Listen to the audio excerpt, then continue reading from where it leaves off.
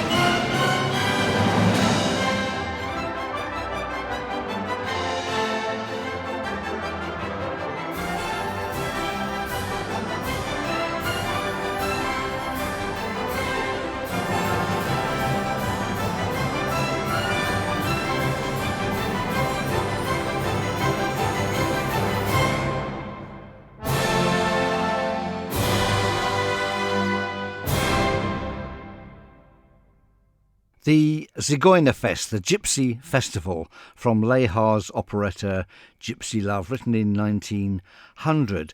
Well, there's a real sort of Hungarian gypsy feel about that, which is not surprising. Lehar was actually born in Hungary, although, of course, we associate him with the great era of Viennese operetta. We need something a little less hectic, I think, now, which brings us to the music of Gluck and his opera Orfeo and Eurydice, and the Dance of the Blessed Spirits, which is one of the most relaxing most relaxing pieces of music ever written, and it's not surprising it's a firm favourite on Classic FM and other such programmes. I'm not sure I've ever played it anywhere in this series, but we'll hear it now. Gluck, perhaps not as well known as he once was. He was once the foremost opera composer in Europe during Mozart's lifetime, an awesome reputation. Orfeo was something of a reform opera, and so was Alceste, the one that followed it. Basically, Gluck, and together with his librettists, began to feel that the opera that they'd been brought up with, a sort of Baroque opera, was little more than a string of flashy arias, long patches of boring recitative, and not much else.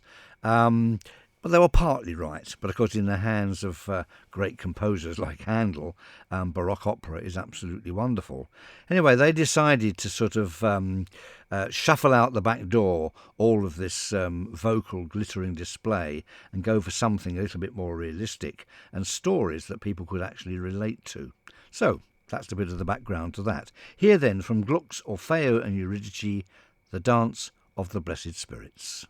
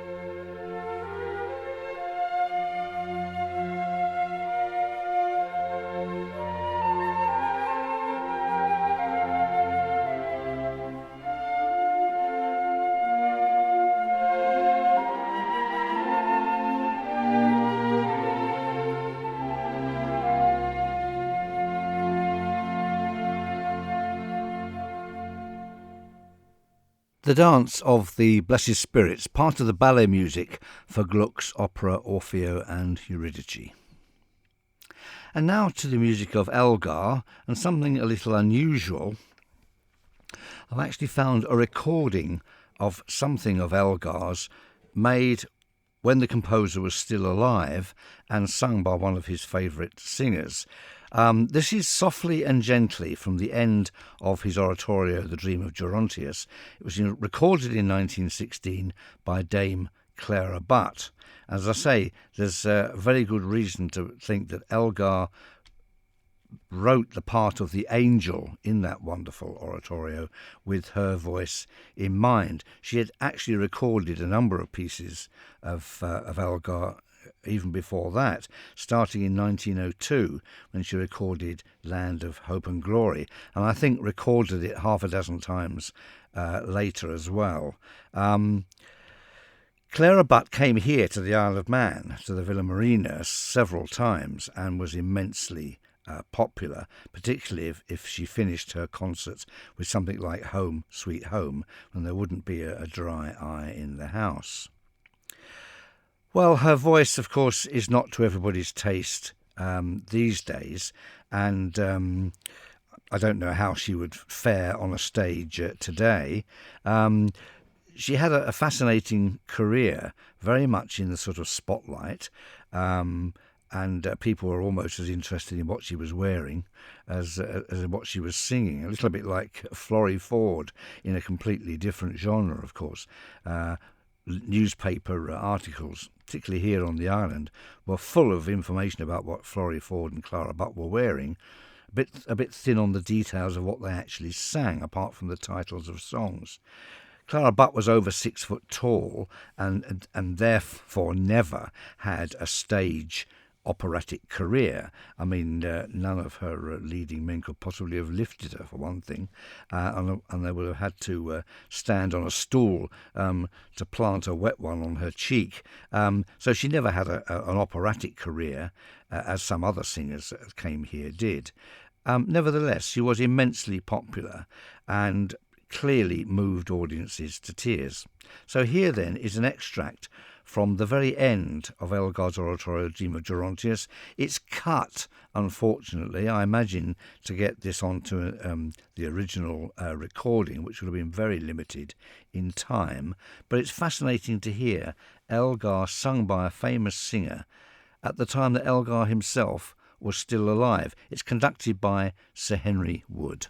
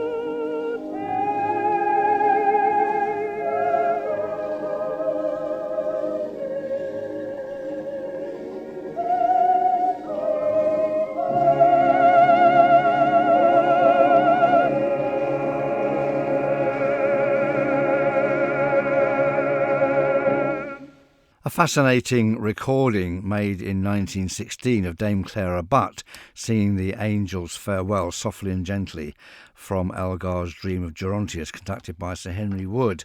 Well, there's a lot wrong with that recording, and for some of you may say, well, there's a lot wrong with the voice.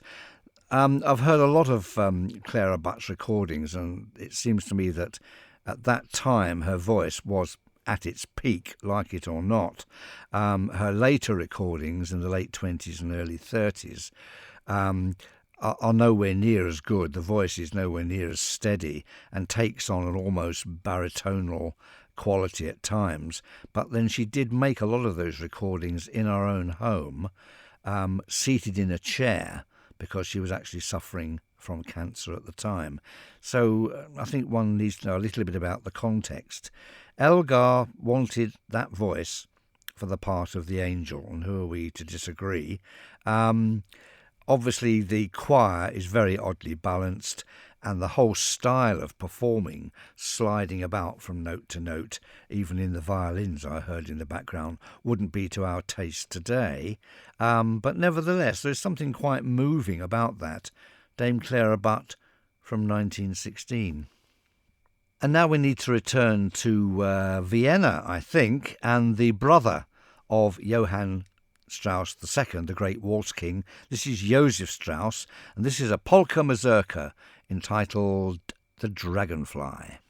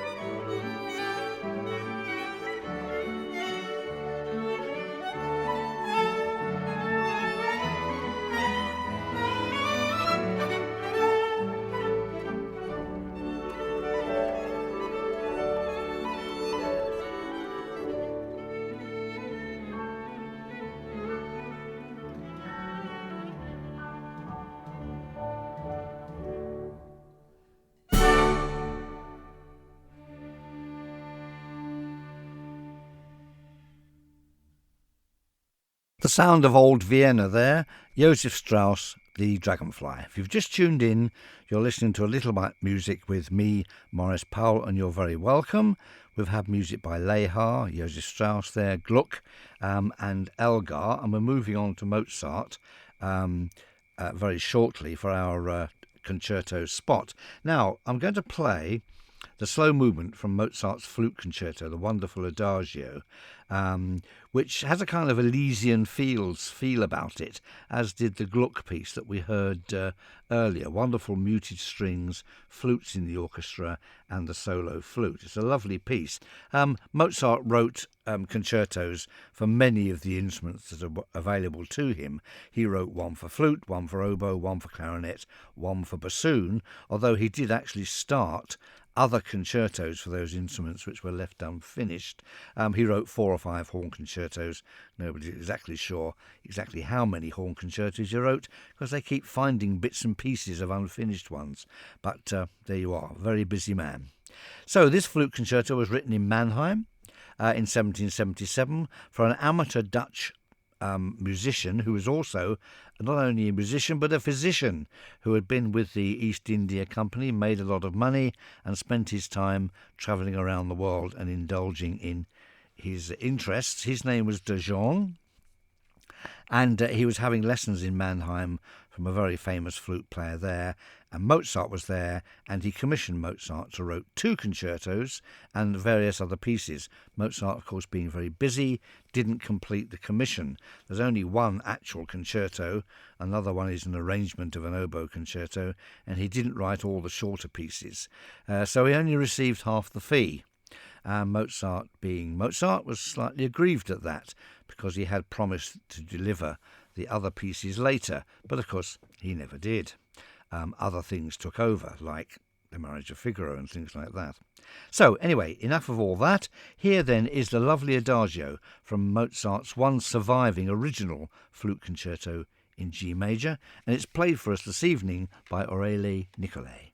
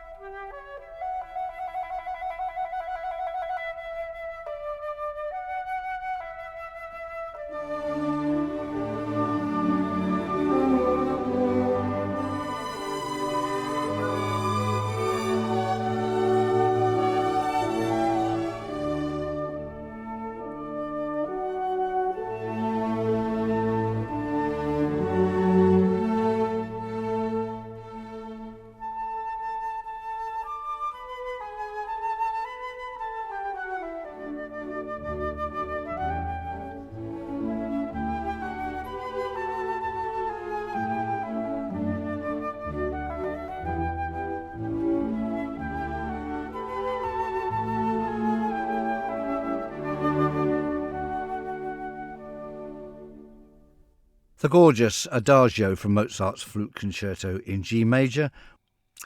Massenet, a composer I turn to quite often. I'm a great fan of his operas, and many of his operas contain ballets and interludes and entr'actes as well.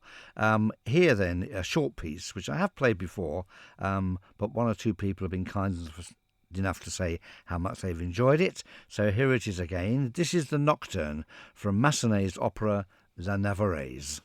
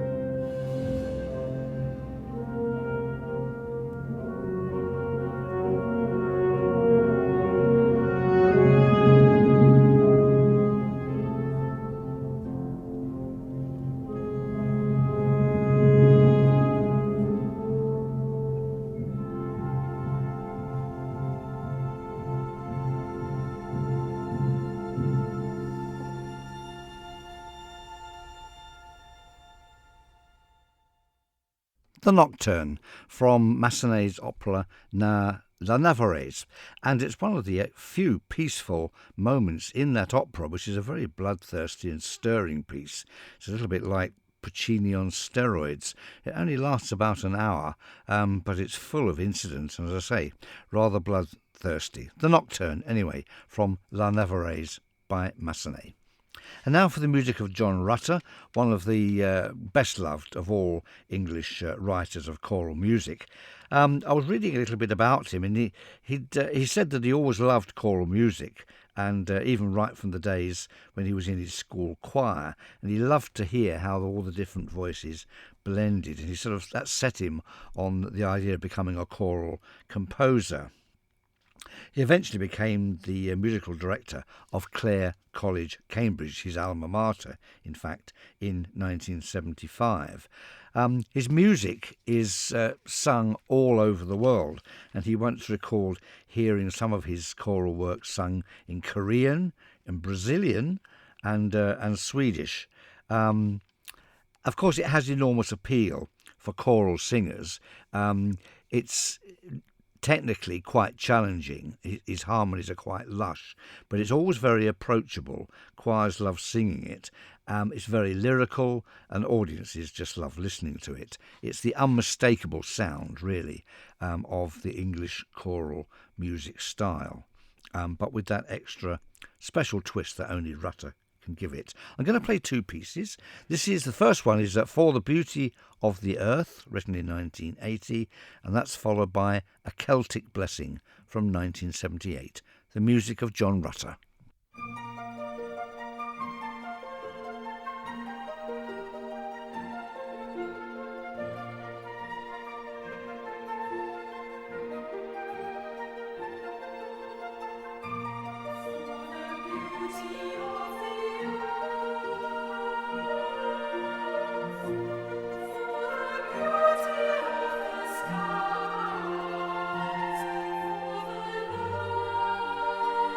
Which from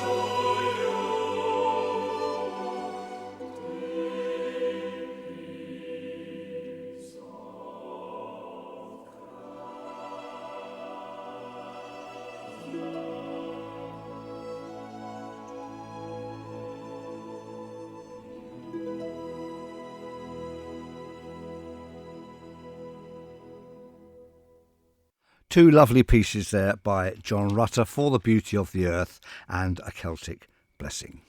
Now we come to the end of the programme, so something to play us out. Let's return to the music of Lehar, which is where we started. This is a polka mazurka called Koralen Lippen, Coral Lips. Not quite sure what that means, but it's a lovely, lovely piece. Please join me again next Thursday evening at 9 for some more light music and maybe some not quite so light music, but whatever it'll be, I hope you'll find it interesting. In the meantime, goodbye.